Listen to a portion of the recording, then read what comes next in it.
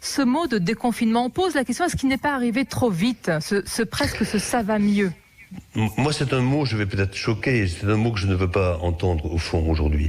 On voit bien que la courbe est en train un peu de se casser au niveau de l'entrée en réanimation. Donc tout ça, c'est parce que nous sommes confinés depuis 17 jours. Et donc, non, il faut au contraire continuer à bien comprendre que le confinement est majeur.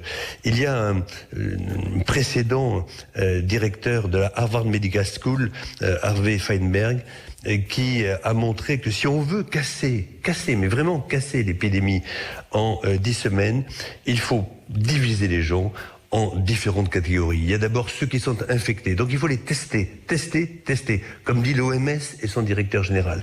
Donc si vous testez et si vous êtes positif, on vous met en quarantaine. Si vous avez tous les signes du Covid, mais que vous avez un test négatif, ça veut dire qu'il est faux négatif, on considère que vous l'avez aussi et on vous met en quarantaine.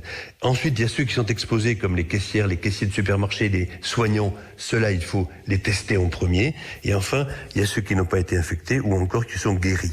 Eh bien, les malades, vous les mettez, par exemple, dans des hôtels qui sont aujourd'hui vides. J'ai entendu Sébastien Bazin, il y a quelques jours, le patron d'Accor, qui, d'une générosité extrême, a proposé de mettre pendant 14 jours en quarantaine tous ceux qui sont positifs. Le principe, ça changerait l'épidémie. Justement, c'est de tester. Encore faut-il qu'il y ait une généralisation des tests sans volonté de polémiquer. Il faudra quand même, selon vous, faire la lumière sur tout ce qui s'est passé. Décisions politiques, décisions des conseillers aussi, blocage administratif, tout ça. Il faudra l'éclaircir à un moment venu, mais il faudra l'éclaircir.